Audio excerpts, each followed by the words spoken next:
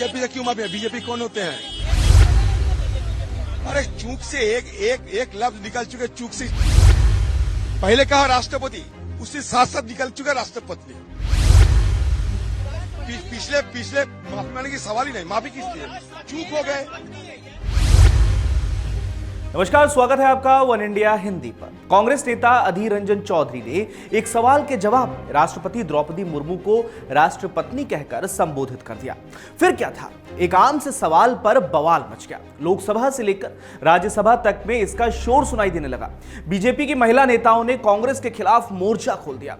लोकसभा में तो केंद्रीय मंत्री स्मृति ईरानी और कांग्रेस अध्यक्ष सोनिया गांधी के बीच तीखी नोकझोंक भी हो गई। खैर, जो हुआ सो हुआ। अधीर रंजन चौधरी सामने आए, बोला कि हिंदी इतनी अच्छी नहीं है, गलती से निकल गया, अब क्या करें, चाहे तो फांसी चढ़ा दो। ये सब उन्होंने अपने बचाव में कहा, लेकिन जब तक उन्होंने ये सब कुछ कहा तब तक तो देश में बहस छिड़ चुकी थी कि क्या अगर एक महिला राष्ट्रपति बनती है तो उन्हें राष्ट्रपति कहकर ही संबोधित किया जाएगा।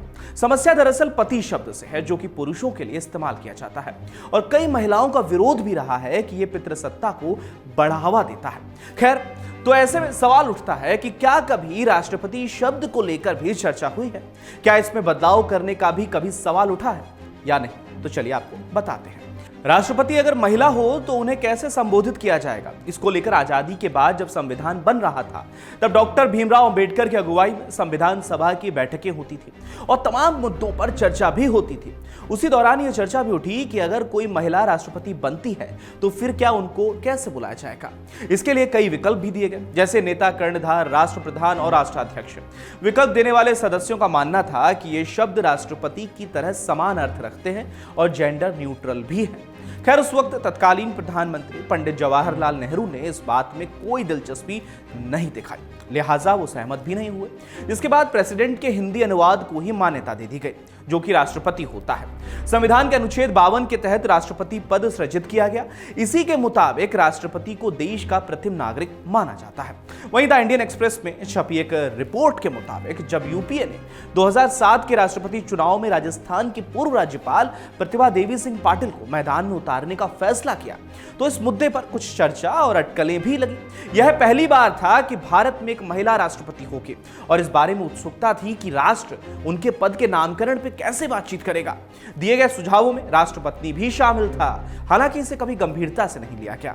सामाजिक कार्यकर्ताओं और नारीवादियों ने राष्ट्रमाता जैसी अभिव्यक्तियों पर आपत्ति जताते हुए कहा कि संवैधानिक पद के लिए ऐसे शब्दों का इस्तेमाल पितृसत्ता और लिंग भेद को बढ़ावा देता है। संवैधानिक विशेषज्ञों ने तर्क दिया कि राष्ट्रपति शब्द, जिसे संविधान सभा में चर्चा के बाद अंतिम रूप दिया गया था, को केवल इसलिए नहीं बदला जाना चाहिए क्योंकि भारत में एक महिला राष्ट्रपति है, क्योंकि इस शब्द का कोई लिंग अर्थ नहीं है। यह सिर्फ इतना है कि प्रेसिडेंट का हिंदी तर्जुमा राष्ट्रपति के रूप में होता है। संवैधानिक विशेषज्ञों ने तब बताया था कि संविधान में अन्य पुल्लिंग शब्दों वाले नामकरण है, लेकिन इसे पितृसत्तात्मक या लिंग असंवेदनशीलता से रूप में नहीं देखा जा सकता। ऐसी समस्या सिर्फ भारत के साथ ही नहीं हुई है। अमेरिका में जब हिलेरी क्लिंटन राष्ट्रपति पद के लिए चुनाव लड़ रही थी तब यह चर्चा उठ रही थी कि अगर वह चुनाव जीत जाती है तो क्या उन्हें मिस्टर प्रेसिडेंट की तरह उन्हें भी मिसेज प्रेसिडेंट कहा जाएगा। हालांकि इस शब्द पर सहमति नहीं बनी, क्योंकि मिसेज प्रेसिडेंट कहे जाने पर उनकी वैवाहिक स्थिति पता चलती थी। तो फिलहाल के लिए इस खबर में इतना ही। अपडेट्स के लिए बने रहिएगा वन इंडिया हिंदी के साथ।